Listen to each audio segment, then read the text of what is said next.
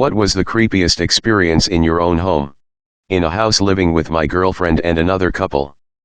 I'm watching TV at around 2 a.m. in the living room, girlfriend is asleep, other guy is asleep, and I assume the other girl is out in her study, which you had to go outside to get to, so the back door is unlocked. From my vantage point you can see a portion of the kitchen, which is next to the back door. I hear the back door swing open, assume it's my housemate and continue watching my TV show. About 15 minutes later, I happened to glance through the doorway into the kitchen, as I hadn't heard my housemate either leave the house again or wander through to the bedrooms. House is quite loud, and there's a guy standing in the corner of the kitchen staring at me. He had a brown jacket on, dark eyes and dark hair, and was clutching a bottle of my Midori, shoulders slumped, staring at me. When he sees that I've noticed him, he moves. I get up from the floor and chase him to the kitchen, but he's gone.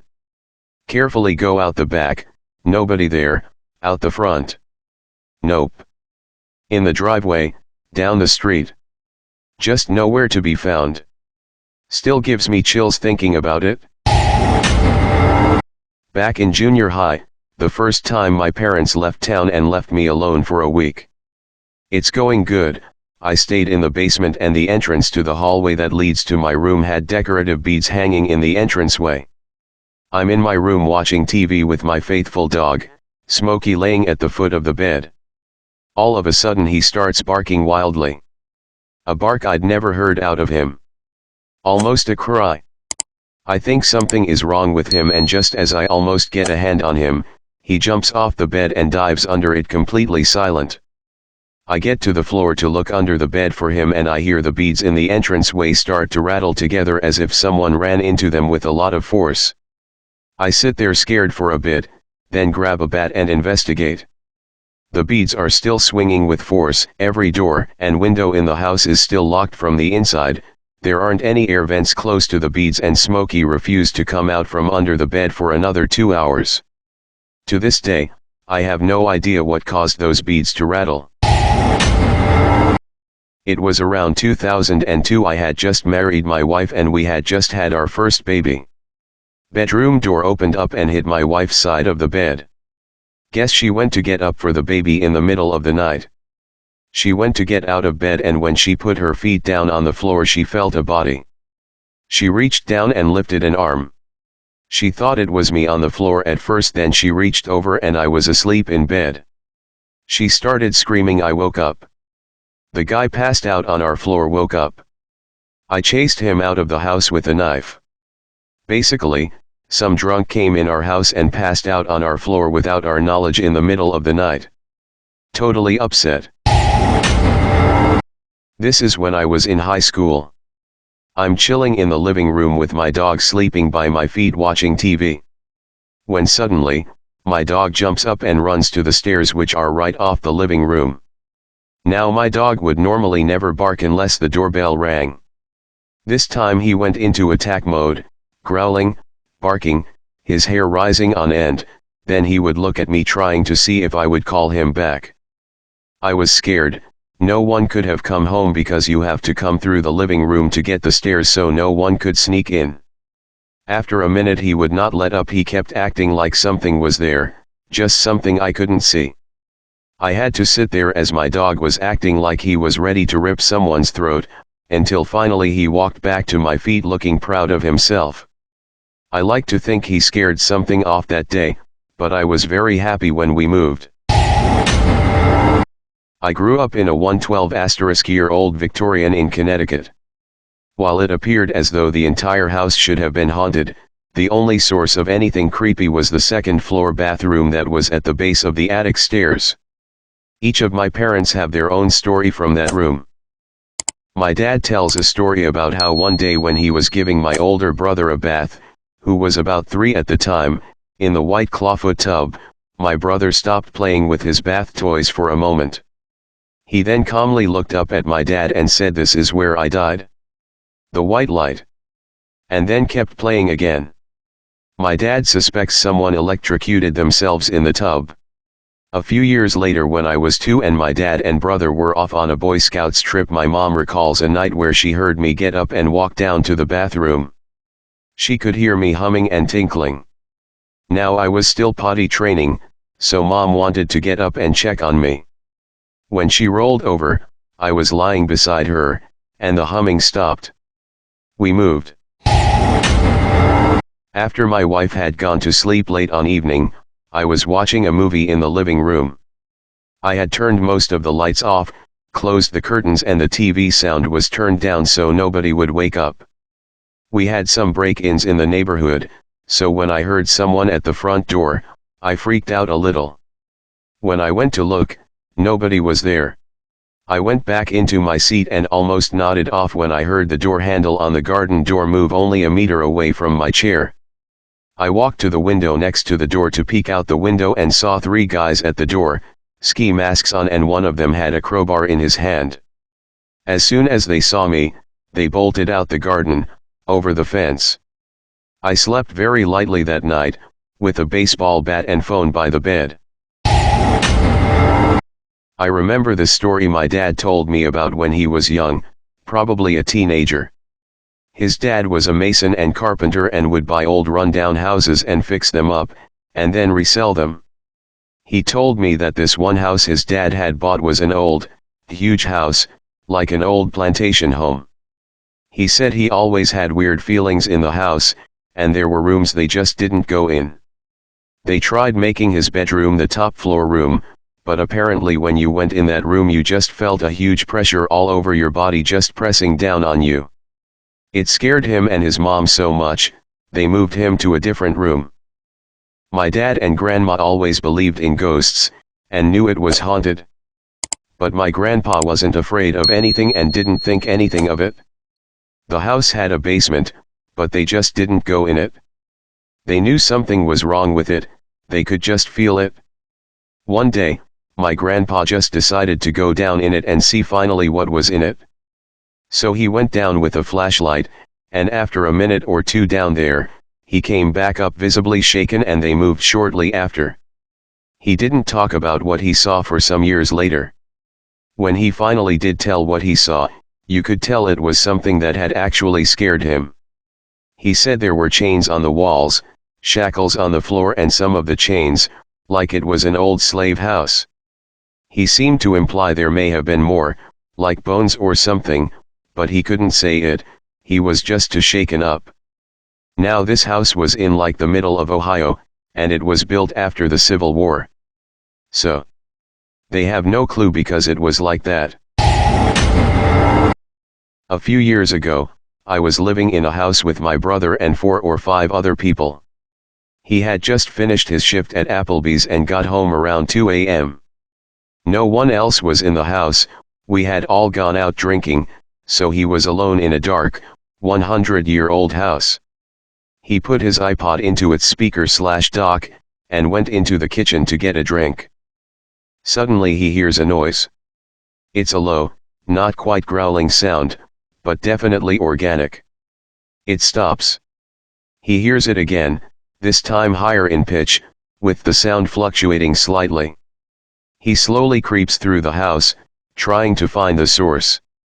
Every couple of seconds there'd be another long, drawn-out noise, sometimes low-pitched, sometimes high-pitched. Eventually he started wondering if a sick/dying/rabid raccoon had somehow got in through a window and was in someone's closet. He grabs a broom, for defense, and keeps tracking the sound. Eventually he's able to narrow it down to either his bedroom or the room across the hall from his. He stops and listens. He hears the sound again, this time definitely coming from his own bedroom, where he was just a few minutes before. He lunges through the door, whipping the broom around Donatello from TMNT.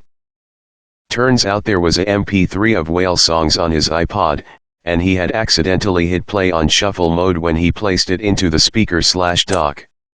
Still though, can you imagine hearing whale songs in your dark house at 2 a.m.? When I was 9 to 10, my mother would wake my brother and I up for school every morning. I heard my mum calling in a slight panic for my brother. Because I really needed a piss, I got up and went to the bathroom across the corridor, and saw my mum looking in and out of rooms, while my brother's bed at the end of the corridor was empty. I didn't really know what was happening, but I went to the bathroom, came back out, and there was my brother fast asleep in his bed with my mum freaking out next to him. It's only now I'm older than I understand just how what is going on that situation was. About 6 weeks ago we were lying in bed. My wife had knocked out already and my lab was laying in front of our bedroom door. Out of nowhere the dog, starts a low steady growl for no reason and keeps it up for a good 20 seconds or so before stopping. Suddenly, I feel pressure and hear the top blanket make noise on my wife's side of the bed as if someone is sitting there. There is enough light in my room that I can see my dog still in front of the door but staring at my bed. After a few minutes the pressure shifts up, the blanket makes noise again, and I'm wide awake wondering what has just happened. No, I did not wake up my wife, did not need her needlessly freaking out. Real life issue, totally non-supernatural. Long before I met my wife, I started dating this girl who was fun at first and then the crazy came out. I eventually broke it off. She kept calling and making up pretenses that we should get together. One night it was, I have some pictures I want to give you that were taken at my birthday. I told her I didn't want to see her and go to bed. I wake up in the middle of the night, sensing a presence in my room. I roll over to this dark figure looming over my bed and I start to freak. She's suddenly trying to comfort me, telling me she just stopped over to bring me the pictures. My terror turns to rage, and I tell her to GTFO. I follow her down and usher her out the door. I lived in the ghetto at the time, actually still do, just different ghetto, and always locked the doors. I have no idea how she got in, but fortunately never spoke to her again to ask how. Creepy Thanksgiving. We used to live in a rural community that was so safe that we never considered locking our doors. One Thanksgiving, though, my daughter and I decided to play with our holiday routine and drive to town for Chinese food. We were a good distance down the road when we both turned to each other and shook our heads. Something felt so wrong that we turned around, drove home, and locked every door in the house. That evening we tried to enjoy our Thanksgiving Chinese food. We really did. But there was something intensely wrong. It felt like there was something outside the house. Suddenly the entire house shook as if someone had exploded a bomb just over our house. Seconds later there was a second blast that nearly shattered our windows. We jumped up and ran outside, but there was nothing there. I can't tell you how hard it was to peruse the rooftop. I did not want to see what was up there. We went back inside and locked all of the doors and began calling neighbors. What's interesting is that we later discovered that the blasts came from 2 Aurora aircraft. More interesting? Every single one of the people we talked to complained that there was something messing around outside their homes just before the Aurora skyquakes. Sometimes it was on the roof. Sometimes it was in the trash cans. And all of the neighborhood dogs were hiding. Not barking. Hiding. One day about a year ago, I was brushing my teeth in my bathroom sink. I look down at the faucet and see a figure standing behind my reflection. I thought my hair was reflecting the dark shape, so I moved it back and turned around to see if there was anything there, and I didn't see anything. I go back to brushing my teeth and look in the faucet reflection, and the shadow has moved to the corner of my room. It's tall, like a grown man. It's black, but not entirely. It looked like it had been charred or burned somehow. I freak out and turn around, there's nothing in the corner. I am freaking out at this point, so I hurry up and brush my teeth as fast as I can. My curiosity gets the best of me, and I look in the faucet reflection again. This time, the shadow is gone, but there is a black shape hovering over the rim of my bathtub, and a black charred hand with long fingers lifts itself up, and then disappears behind the tub. I've got quite a few stories from my creepy house if anyone would like to hear any more. I fell asleep on the couch in the living room one night. I saw my dad come out of his room and go into the bathroom, and went back to bed. A few moments later, I see what I thought was him, and comes out of his room again and paces down the hallway, back and forth a few times, and goes back to the room.